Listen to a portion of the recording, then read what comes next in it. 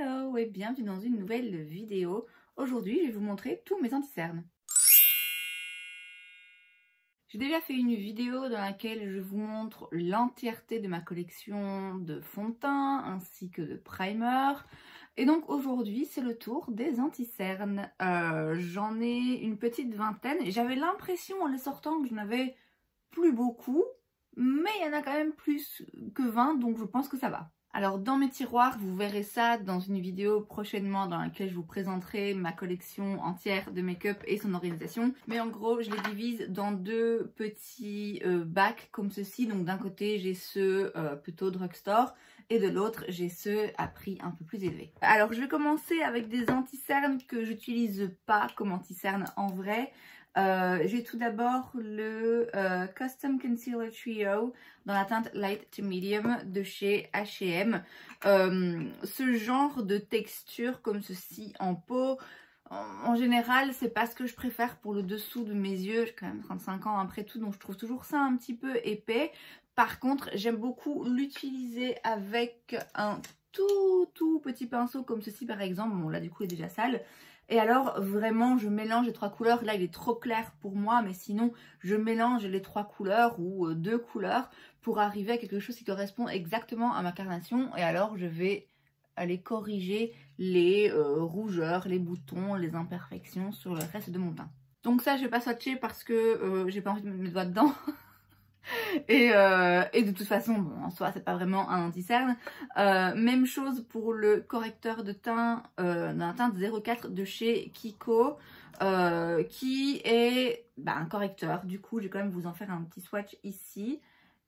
Dans une teinte plutôt pêche abricot. Et donc là, ça va pas camoufler les cernes, mais ça va corriger la discoloration. Je vous avoue que moi, c'est pas un problème qui me dérange particulièrement. Je le garde au cas où parce que ça peut servir ce genre de produit. Mais je dois avouer que je pense très rarement à l'utiliser. Un anti-cerne que, pareil, bon pour le coup c'est vraiment un anti-cerne avec embout anti-cerne et tout. Mais je vous avoue que celui-ci, je l'utilise pas en dessous de mes yeux. Et donc comme pour le H&M, c'est plutôt quelque chose que je peux utiliser comme correcteur. C'est donc le Photo Focus Concealer de chez Wet n Wild que j'ai dans la teinte beige clair moyen. Et en fait c'est sec, je trouve ça vraiment assez sec. Et donc en dessous des yeux ça marque tout, c'est juste pas très joli. Donc pareil, celui-ci je le garde parce que du fait qu'il est sec et qu'il est quand même pas mal couvrant, bah ça fonctionne bien du coup comme correcteur comme ça pour aller masquer l'un ou l'autre bouton. Chez Maybelline, j'ai l'instant anti-âge Eraser dans la teinte numéro 6 Neutralizer. Je déteste le packaging de ce truc. J'ai fait déjà il y a un moment une vidéo, un tag sur mes anti-cernes dans laquelle je me présente certains d'entre eux. Et je pense, si j'ai suivi mon idée de base, je pense que celui-ci, je l'ai présenté comme étant un anti-cerne que j'aime beaucoup. Mais par contre, le packaging, c'est juste pas possible quoi. Cet embout mousse là, c'est dégueulasse. J'aime pas du tout ça. C'est un très bon anti-cerne, assez couvrant, pareil, qui va corriger un petit peu en fonction de l'incarnation évidemment, puisque là, il tire un peu vers le jaune. Comme la plupart de mes anti-cernes, hein, je vous cache pas. En ce moment, il est un petit peu trop clair. Il est définitivement trop jaune par rapport au reste de mon teint actuel. Mais c'est un bon anti-cerne du drugstore. C'est un anti-cerne qui, comme j'ai dit, il est quand même couvrant. Mais il reste très naturel et il ne va pas marquer les petites ridules. C'est vraiment un bon anti-cerne à petit prix, même si Maybelline, ça devient quand même un petit peu cher. Chez Elf, j'en ai deux. Clairement, celui-là, je me suis foirée sur la teinte. J'ai tout d'abord le 16 Hour Camo Concealer dans la teinte Light Peach. Alors celui-ci, bon déjà il est trop clair, je veux dire même quand je suis pas bronzée, je suis pas claire à ce point-là non plus, donc il est beaucoup trop clair pour moi. Après il y a des anti-cernes, petite parenthèse, qui parfois ne fonctionnent pas en termes de couleur, mais je les garde quand même parce que je peux toujours les mélanger. Bon du coup j'ai pas une formulation mais deux mélangés, mais parfois j'aime bien aussi faire des petits mélanges, des petits chipotages, donc voilà. Mais bon, celui-ci seul il est beaucoup trop clair. et il est beaucoup trop sec. Autant de base, je préfère les maquillages plutôt haute couvrance et mat et tout. Autant ça, c'est vraiment très sec en fait. C'est juste vraiment très sec sous le dessous des yeux. Déjà de base, le dessous des yeux a tendance à être plus sec de manière générale et chez moi aussi. Donc là, vraiment, c'est beaucoup trop sec. Je l'ai gardé principalement dans le dernier décloteur là parce que je savais que j'avais celui-ci et que je voulais un petit peu les comparer. Ça s'avère difficile vu la différence de couleur, mais venons-en justement au Hydrating Camo Concealer Satin Finish dans la teinte Light Sand, donc sable clair. En fait, peut-être que je pourrais les mélanger les deux là pour voir ce que ça donne. Parce que celui-ci, vous aurez déjà vu ma vidéo top et flop du coup pour le mois de juillet. Mais pour moi, il est dans les flops. J'avais bon espoir parce que celui-ci, je le trouvais beaucoup trop sec. Donc je m'étais dit, ça c'est le même en fait, mais en version hydratante. Donc je m'étais dit, ok, très bien. Les fonds de teint hydratants, je sais que c'est pas le truc qui marche le mieux pour moi. Mais un anti-teint hydratant, je risque de me répéter, j'ai 35 ans, ça peut pas faire de tort. Du coup, j'avais vraiment bon espoir parce qu'en plus, j'entends beaucoup de gens dire qu'il est absolument incroyable. Et non, sur moi, sur le dessous de mes yeux, il est absolument pas absolument incroyable. Pour le coup, ben, je sais pas si c'est parce qu'il est trop hydratant, mais en tout cas, il bouge. Mais alors quand je vous dis qu'il bouge et qu'il va s'infiltrer dans tous les plis, je veux dire, j'ai à peine eu le temps de refermer l'anti-cerne et de le poser. Il s'est mis dans les plis dessous mes yeux. Non seulement ça, mais en plus, je veux dire, il met en avant des plis que je ne savais même pas que j'avais. Des plis qui n'en sont même pas vraiment. En fait, s'il y a la moindre petite micro-ligne, micro-pli quelque part dans la peau, il va aller s'y infiltrer et du coup, on voit plus que ça. C'est vraiment, moi, il ne me va pas du tout, du tout. Donc, faudrait, juste pour le fun, que je mélange les deux pour voir ce que ça donne. Est-ce que du coup celui-ci vient réhydrater un petit peu et que ça permet de bien tout maintenir en place? Parce que ça vraiment, pour moi, c'est pas possible. Chez NYX, j'en ai deux teintes du Bare With Me Concealer Serum. Pareil, j'en ai parlé dans les top et flop du mois de juillet, mais pour le coup, c'est vraiment un top avec une petite réserve. Le packaging, ça m'énerve. La petite pompe là, ça a un côté où je me dis ça peut dans certaines situations s'avérer pratique, c'est différent.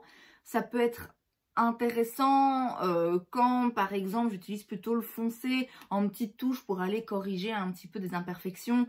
Bah, alors j'en mets un tout petit peu sur une petite plaque et puis je viens le prélever avec mon pinceau. Mais c'est chiant, je vous avoue que c'est chiant de ne pas avoir juste un embout normal. Et donc j'ai la teinte light et la teinte médium. Bon alors là pour le coup, pour les deux là, ce n'est pas moi qui ne sais pas choisir ma teinte, c'est un peu un choix délibéré. J'ai d'abord pris la light parce que en temps normal je pense qu'il y a moyen que ça aille, encore que maintenant que je le vois par rapport à d'autres c'est quand même vraiment clair.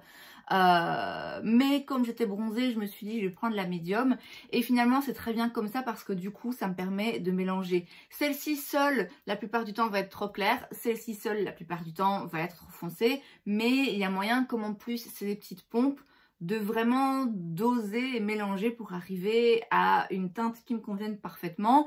Ce qu'il y a de bien du coup c'est que je fais un mélange un petit peu plus foncé pour aller corriger les petites imperfections et un mélange un petit peu plus clair si je veux illuminer le dessous de mes yeux.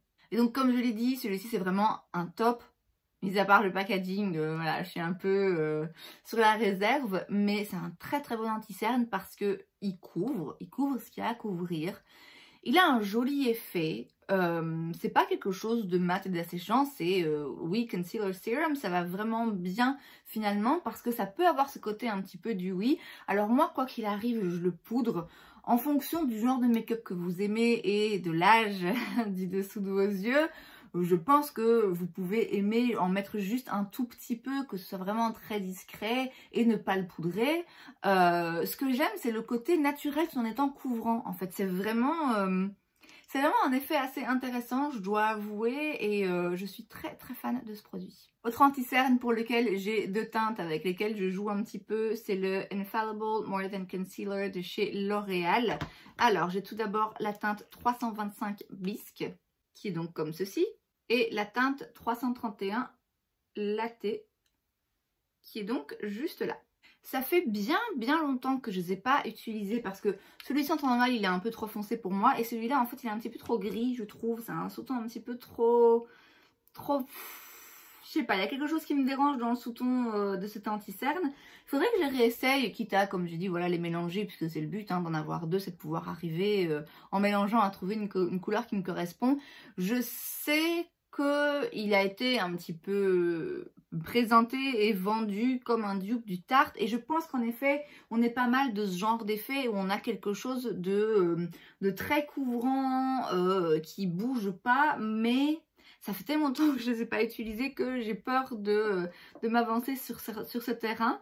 Donc de nouveau pourquoi pas une vidéo où je compare vraiment ce L'Oréal au Shape Tape de chez Tarte pour voir concrètement est-ce que c'est vraiment un dupe ou pas. Un autre que j'ai pas utilisé depuis longtemps et à vrai dire beaucoup de ces anti-cernes je les ai pas utilisés depuis longtemps parce que la plupart sont adaptés à ma carnation habituelle. Un teint de peau bronzé comme je l'ai en ce moment, je l'ai en principe 2 ou 3 mois sur l'année.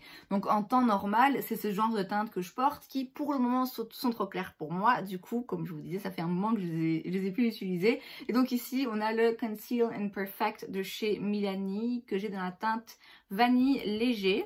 Et donc je vous dis, ça fait un moment que je l'ai pas utilisé, mais dans mes souvenirs, il était vraiment pas mal.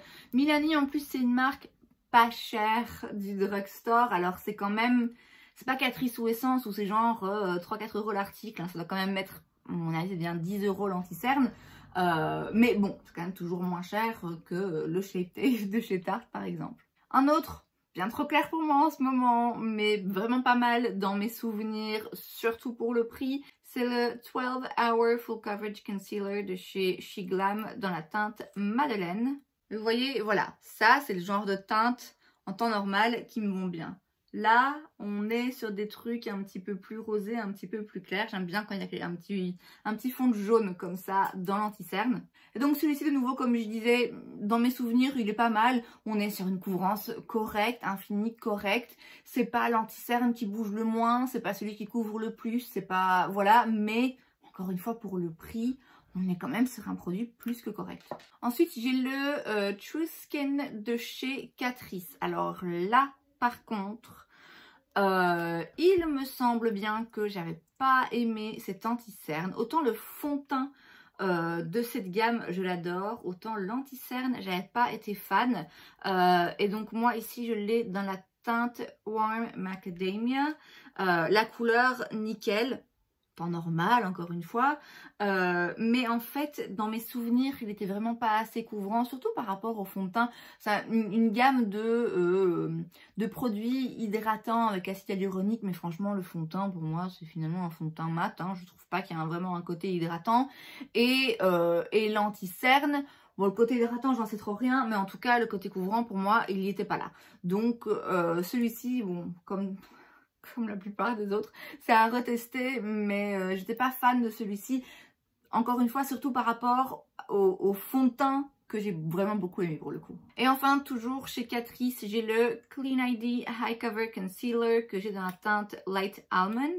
Et là, pour le coup, on est pas mal. C'est une de mes abonnées qui m'avait parlé de la teinte Clean ID chez Catrice, qui propose des produits avec des bons ingrédients dedans et pas trop de mauvais ingrédients qu'on n'a pas envie de mettre sur la peau. Enfin voilà. Bon, vous savez que moi de base, c'est pas forcément ce qui me tracasse le plus et ce que je recherche, mais bon pour le coup du coup ça va attirer ma curiosité et je m'étais dit bon allez pourquoi pas tenter cette gamme. C'est le seul produit de la gamme Clean ID que j'ai testé jusque maintenant et je dois dire que je l'avais bien aimé parce que pour le coup la couvrance était pas mal, surtout pour quelque chose qui est quand même un petit peu plus naturel et il avait un joli fini et pour le coup là un peu hydratant tout en restant relativement stable. Et donc voilà le résultat. En vrai ça va hein.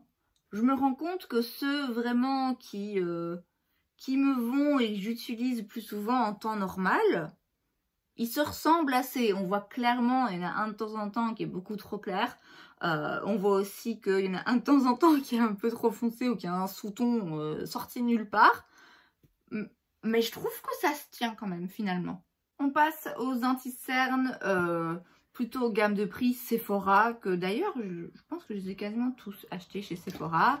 On commence avec l'incontournable, l'indémodable Shape Tape que j'ai en 3 teintes. Et pour tout vous dire, j'ai, je pense que c'est la teinte 20S que j'ai de réserve. Je sais que j'en ai un autre là, de réserve, vous allez savoir pourquoi. Et j'en ai aussi un petit format du Shape Tape, mais version creamy ou hydratant, un truc comme ça que j'ai pas encore testé. Mais bon, aujourd'hui on se concentre sur les anti-cernes qui sont ouverts et utilisés. Et donc, le Shape Tape de chez Tarte, comment vous dire, j'y reviens toujours en fait. J'y reviens toujours parce que, au-delà d'être un anti-cerne couvrant, qui bouge pas, qui fait ce qu'un anti-cerne est censé faire, moi je le trouve juste joli. Alors il va pas convenir à tout le monde, il va pas être du goût de tout le monde parce que c'est vrai que c'est quelque chose d'assez couvrant.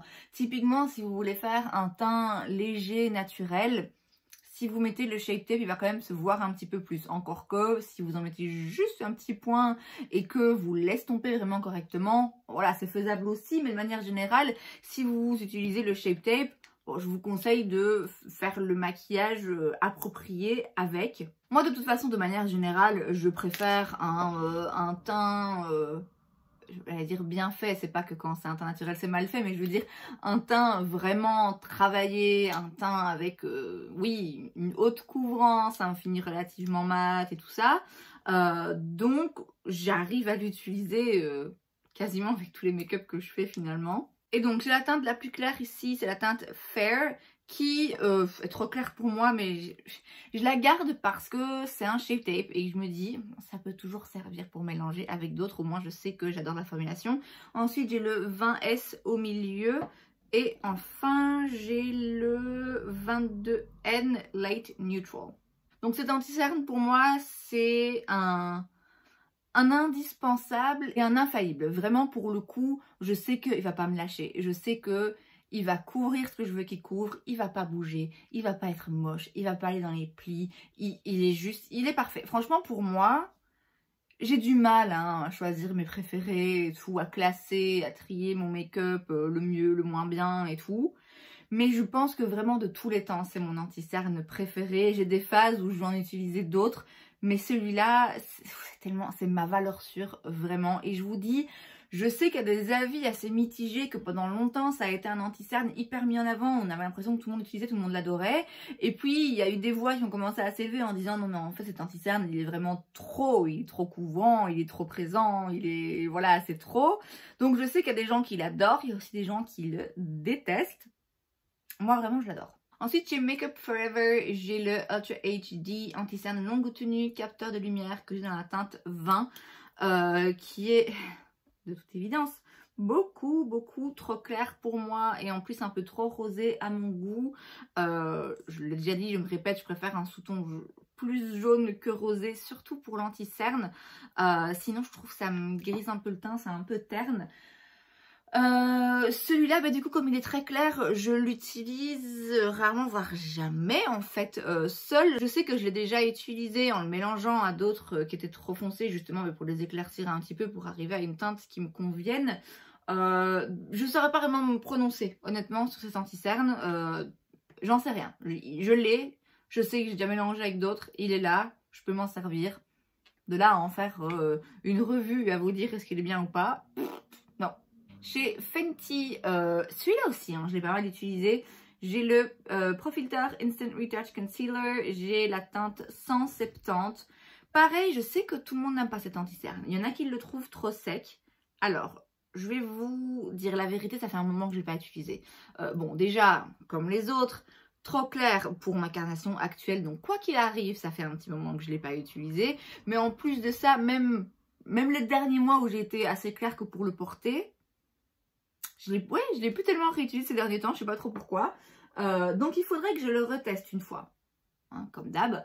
Parce que je sais que j'ai dans le souvenir de vraiment bien l'aimer et de moi pas avoir ce problème d'avoir l'impression qu'il est trop sec. Mais je sais pas, peut-être que quand on passe 35 ans, il y a un truc qui se passe qui fait que tout à coup la peau devient plus sèche, surtout en dessous des yeux. Donc je serais curieuse quand même de le retester pour voir, tiens, est-ce qu'il est toujours bien ou est-ce qu'en effet là il devient un petit peu trop sec pour moi. Mais moi dans mes souvenirs c'est un bon anti-cerne, franchement bien, j'ai rien à dire de négatif. Ça vaut pas le tarte à mes yeux, mais il est tout à fait bien. Un autre anti-cerne que j'aime beaucoup, c'est le anti-cerne liquide couvrance totale de chez Jouer que j'ai dans la teinte Wheat qui... je sais pas pourquoi, je me dis toujours quand je suis claire de peau qu'elle est trop foncée, mais en fait non, je pense pas qu'elle le soit. Elle est peut-être un rien plus orangé, mais la teinte m'a l'air assez constante par rapport aux autres. C'est un anti-cerne que j'aime aussi beaucoup parce que tout comme le Shape Tape, je trouve qu'il est bien couvrant, qu'il bouge pas, qu'il est joli, qu'il va pas marquer les plis.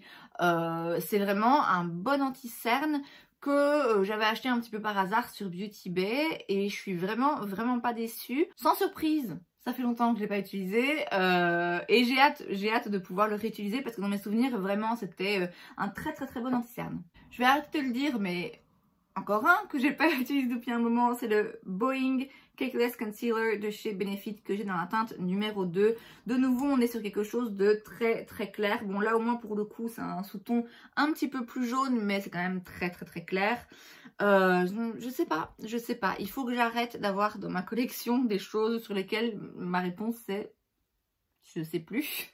Je ne sais plus ce que ça vaut. Si mes souvenirs sont bons, c'est censé être... donc là, c'est une version mini, hein, mais c'est censé être un anti-cerne haute couvrance, mais qui reste joli et qui file pas dans les plis et tout. Et allez savoir. Si vous l'avez et que vous l'avez utilisé récemment et que vous vous rappelez, contrairement à moi... ce qu'il vaut, bah, n'hésitez pas à le partager parce que vraiment je sais plus. Le Born This Way de chez Too Faced, ça pour le coup oui je m'en rappelle comme étant un anti-cerne qui m'a pas transcendé, surtout par rapport à tout ce qu'on en a fait pendant un moment donné où oh mon dieu c'est un anti-cerne absolument génial. Alors le fond de teint je suis pas du tout d'accord, moi j'aime pas du tout ce fond de teint, et l'anti-cerne je l'aime bien, il est correct mais pas ouf. Alors j'ai la teinte Snow. Oh, j'ai plus la teinte Snow. Oh, qu'est-ce que c'est que cette odeur? C'est pas normal que ça sente ça parce que ça sent le pourri, mais genre de la bouffe pourrie, vous voyez? Pas de bouffe là-dedans. Ok, ben j'ai plus que le Natural Beige, mais je vous avoue que je les ai achetés en même temps, donc je pense que je vais le jeter aussi. Il sent moins celui-là. Oui, ben tant pis. Ben, je les jette du coup. Ça, c'est la surprise du jour. Voilà. Bon, après, c'est pas une grande perte parce que je vous dis, voilà, pour moi, c'était rien de complètement ouf. Ben, j'aurais bien aimé les retester une dernière fois. Mais non, on va jeter ça. Et du coup, le dernier anti-cerne que j'ai à vous présenter, c'est le Magic Touch Concealer de chez Anastasia Beverly Hills que j'ai en teinte 6, qui est trop foncé pour moi en temps normal, qui du coup est très bien pour moi en ce moment. Et je suis mitigée. Alors cet anti-cerne, quand je l'ai eu et quand je l'ai utilisé, vraiment je l'ai beaucoup aimé parce que c'est un anti-cerne haute couvrance qui... j'aimais vraiment bien l'effet, je le trouvais vraiment très joli et tout. Je l'ai réutilisé pas mal de fois ces derniers temps. Et il y a quelques fois où j'ai eu l'impression quand même qu'il me marquait un petit peu et qu'il me vieillissait un peu. Alors, c'est pas forcément ce que je recherche. Bon, alors j'ai l'âge que j'ai et j'ai pas forcément de complexe par rapport à ça. Mais bon, si je peux éviter de mettre en avant des rides que j'avais pas conscience d'avoir jusque maintenant... bon, c'est quand même mieux. Et en l'occurrence, je trouvais que ici, surtout, il était un peu épais, il marquait un peu. il asséchait un petit peu. Alors c'est peut-être juste moi qui ai eu un moment où j'avais ici le dessous des yeux, surtout vers ce côté un petit peu plus sec. C'est peut-être un contour des yeux que j'ai utilisé à un moment donné. Je sais pas, je suis un peu perplexe parce que je vous dis vraiment je l'adorais et je pense que je l'adore toujours. Mais je pense qu'il faut que je fasse gaffe surtout à la quantité que je mets et il faut que je m'assure que j'hydrate très bien cette zone ici et que j'évite d'aller trop en mettre. Vous voyez, il y a eu cette mode là qui fait toujours rage où on ne met plus l'anti-cerne comme ça, on en met ici et alors on en met juste un petit point comme ça pour aller étirer et pour du coup lifter un petit peu le regard. Alors c'est très bien hein, mais je pense qu'il faut quand même se méfier et que cette technique n'est pas faite pour tout le monde, n'est pas faite pour tous les anti-cernes. Clairement, quand on a 35 ans et qu'on utilise un anti-cerne hyper couvrant et un peu épais, je trouve que c'est pas top parce que du coup ça va vraiment aller mettre en avant ici plein de petites sécheresses et de petites ridules qui, si on concentre l'anti-cerne ici, je veux dire, elles vont passer plus inaperçues. Donc voilà, je pense que c'est les techniques et l'état du dessous de mes yeux en ce moment qui est le plus gros coupable. Mais quand même celui-ci, par rapport à mon coup de cœur de base, je vais émettre une petite réserve et dire qu'il est très bien, il est très bien couvrant, il bouge pas, il reste joli. Méfiez-vous quand même de où vous le mettez et de l'état du dessous de vos yeux et de votre âge. Et écoutez, finalement, je sais pas pourquoi j'avais l'impression de pas savoir choisir mes anti-cernes, mais en vrai ça va hein. Franchement je trouve que ça va. Bon ben finalement avec les, les deux anti-cernes dont je me débarrasse, ça me laisse 22 anti-cernes en sachant que y a dedans un correcteur, il y en a dont je me sers uniquement pour faire des petits camouflages de boutons et il y en a que j'ai en plusieurs teintes. Donc je trouve que par rapport aux autres catégories de ma collection, les anti-cernes, c'est un domaine dans lequel je trouve que j'exagère pas trop. Je voudrais beaucoup tester le nouvel anti-cerne de chez Huda Beauty parce que c'est vrai que je voulais pas montrer mais je l'ai aussi dans ma collection, le premier anti-cerne, le Overachiever, mais non, pour moi c'était 1000 fois trop sec, trop épais en dessous des yeux, une galère. Et comme il est très clair, j'utilise, en fait il est dans mon tiroir avec mes bases à paupières parce que je l'utilise pour faire des cut crease. Mais le nouveau, le faux filter je pense de chez Huda, je voudrais bien l'essayer. Pareil pour le Vanish je pense de chez Hourglass qui apparemment est pas mal. Là je suis aussi assez curieuse. Mais voilà, c'est des anti-cernes qui sont pas donnés donc j'ai du stock. Je pense que je vais m'abstenir pour le moment. De toute façon là pour le mois d'août je suis en no buy donc je n'achète absolument aucun make-up. Et c'est donc tout pour cette vidéo, j'espère que ça vous a plu. Si c'est le cas, n'hésitez pas à laisser un like. Vous pouvez aussi vous abonner à ma chaîne parce que c'est gratuit, donc pourquoi pas. Et moi, je vous vois la prochaine fois. Bye!